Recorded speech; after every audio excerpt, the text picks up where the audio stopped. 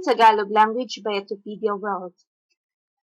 We're going to talk about 3 classes of marked nouns, and this video is literally focused in personal pronouns. So let's start discussing personal pronouns in Tagalog language.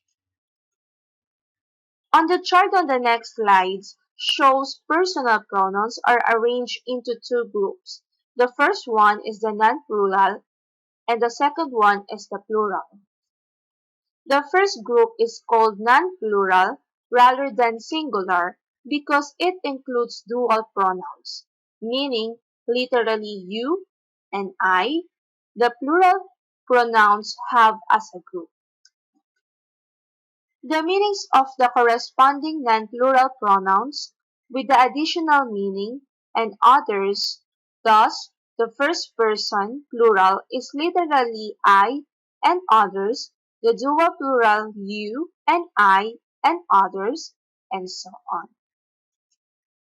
For each pronoun, both the conventional spellings and aphonemic transcriptions are given. For the sake of simplicity, only subject pronouns are shown in the English translations, although in many cases, an ang form may actually correspond to an English object pronoun. A noun form to a possessive pronoun and as subform to either an object pronoun or a possessive pronoun. The translations on the chart are, in any case, only approximate. See below for details about the use and English equivalents of the Tagalog pronouns. So for the non-plural, as you see in the chart, we have here the first person, second person, and the third person. Included the ang form, noun form, sa form, and translation. Ako, ko, akin, I. Kata, nita, kanita, we, you, and I. Ikaw, ka, mo, iyo, you. Siya, niya, kanya, he or she. And for the plural, we have here the first person, second person, and the third person, including again the ang form, noun form, sa form, and translation. Kami, namin, amin, we. Tayo, natin, atin, we, you and I and others. Kayo, ninyo, inyo, you and others. Sila, nila, kanila, they, he or she, and others. As the chart shows, Tagalog distinguishes 8 different categories of personal pronouns. First, we have the non-plural for the first person and first person for the plural. Second, we also have the non-plural for the second person and second person for the plural. And third, we have the non-plural for the third person and third person for the plural. One of these categories, which is the second person non-plural, is represented by 4 distinct forms. 2, we have the ang forms, ikaw and ako or ko, predicate and topics forms respectively, and a noun forms and a sub form. The other 7 categories are represented by 3 forms each. The first person singular, ako, ko, akin, is the only category of Tagalog personal pronouns that corresponds with the perfect consistency to a category of English pronouns, the first person singular, I, me, my, and mine. In other cases, a single Tagalog category corresponds to several English categories and several Tagalog categories to a single English category. The Tagalog dual non-plural, kata, nita, kanita, corresponds to the English first person plural, we, us, our, ours, when the latter is used to refer to the speaker and a single individual addressed. The dual non-plural is thus literally you, which is singular, and I. Dual non-plural pronouns are obsolescent in educated Manila Tagalog, and many speakers do not use them at all. Using the dual plural tayo, natin, atin, for you, which is singular, and I, as well as you for the plural and I.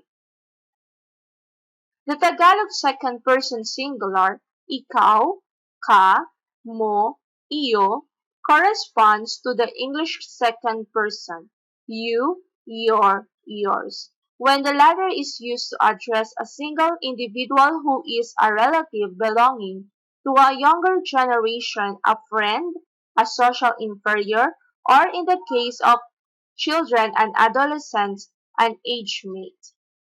The second person non-plural is also used in addressing God, in addressing single individuals who do not fit into one of these categories. The second person singular is replaced by the second person or third person plural. There is a special composite pronoun kita that combines the meaning of a first person singular noun form and a second person singular ang form. Kita thus occurs in place of the non-occurring sequences ko, ka, and ka, ko. The Tagalog third-person singular, siya, niya, kaniya, corresponds to both the masculine third-person singular for he, him, and his, and the feminine third-person singular, she, her, and hers, in cases where these English pronouns refer to human beings or to pet animals. The Tagalog third-person singular also corresponds to the English neuter third-person singular, it and its, and a few cases in which the latter is used to refer to a baby or a pet animal. The range of English counterparts for siya, niya, kaniya is illustrated below. Wala dito. Wala dito ang lalaki, nasa bukid siya. Wala rito ang babae, nasa bukid siya.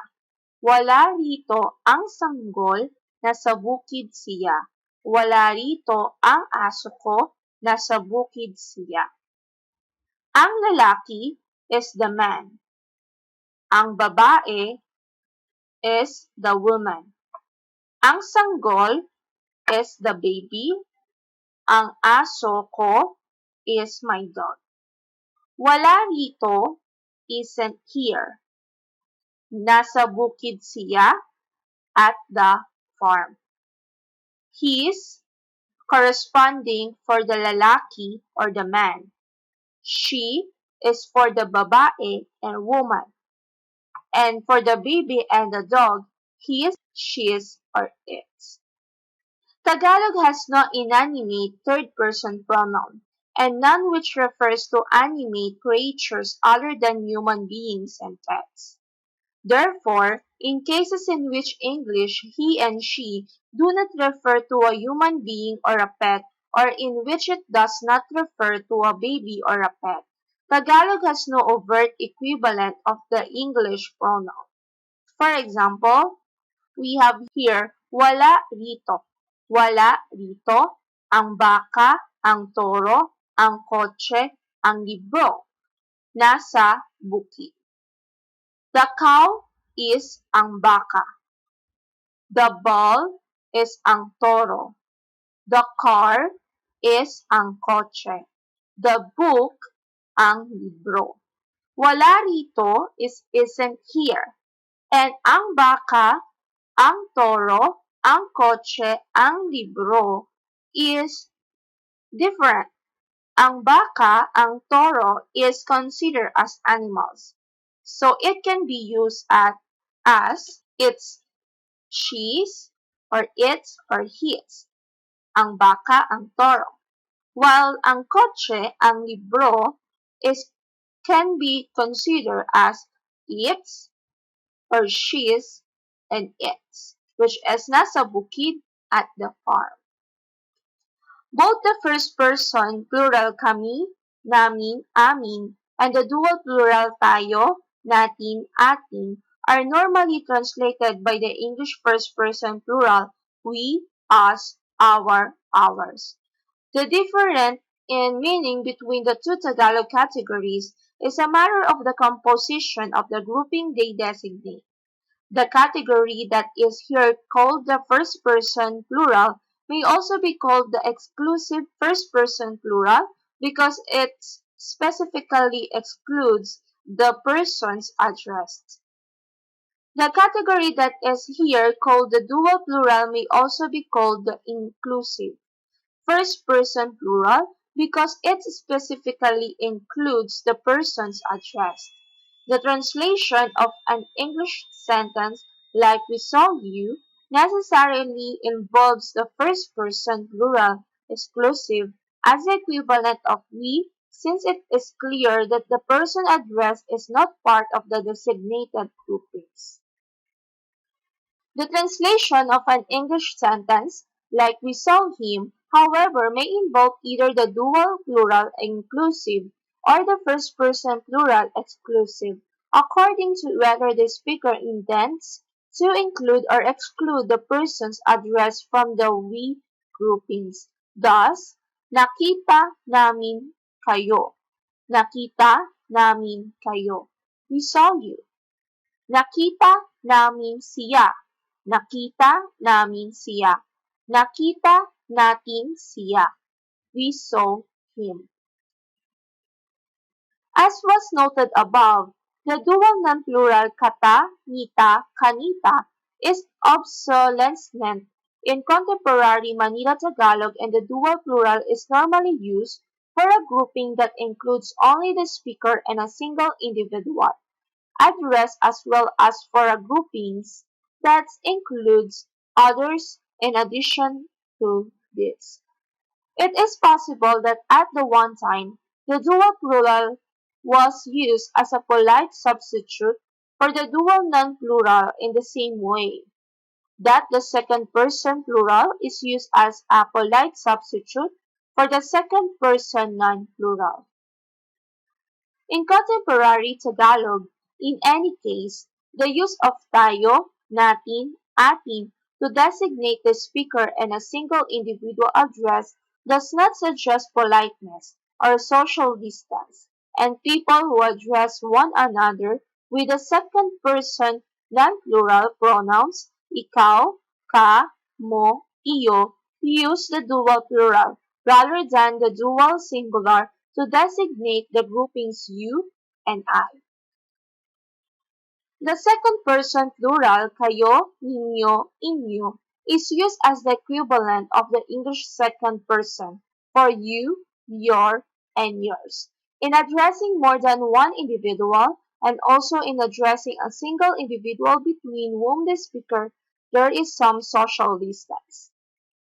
The use of the second person plural in addressing a single individual may be considered polite or respectful. The second person plural is used by children in addressing adults, by employees in addressing employers, by adults who may be social equals but not close friends in addressing one another, and so on. It is also used in addressing relatives belonging to one older generation, regardless of whether they are actually older in years. Thus, an uncle or aunt younger than the speaker is normally addressed with the second person plural pronoun. The noun form of the second person plural pronoun is frequently contracted from ninyo to nyo in conversation. Like the third person non-plural, the third person plural sila, nila, kanila is strictly animate in reference. It corresponds to the English third person plural, they, them, their, and theirs, when the latter refers to human beings or pet animals. For example, wala rito ang mga lalaki, babae, sanggol, aso ko. Nasa bukid sila. The man is lalaki. The woman is babae. The babies, sanggol. My dogs, aso ko. Ang mga refers to many persons. Wala rito ang mga. Aren't here. Nasa bukid sila. They're all at the farm.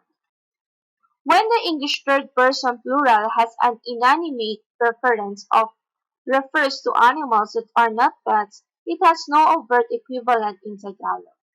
For example, we have here, wala rito ang mga baka for animals, kotse for the cars. Nasa bukid. The cows is baka, the cars is kotse. Wala rito ang mga aren't here. They're at the farm. Nasa bukid. The third person plural is occasionally used as a substitute for the second person plural in addressing one or more persons. Used in this way, the third person plural indicates great respect and very marked social distance. It was formerly used, for example, by subjects addressing monarchs and might now be used, especially in writing, by a humble citizen addressing an unjust political personnel. The third person plural is also occasionally used as a substitute for the third person singular in referring to a respected personage. Thus, a child might use the third person plural in referring to one of its parents. The following list summarizes the correspondence discussed about between Tagalog and English pronouns. In the first column, the subject forms of the English pronouns are given. In the second, the ang form Tagalog equivalents. Infrequent Tagalog equivalents are written in parentheses, and the simple, this one, indicates the absence of an overt equivalent.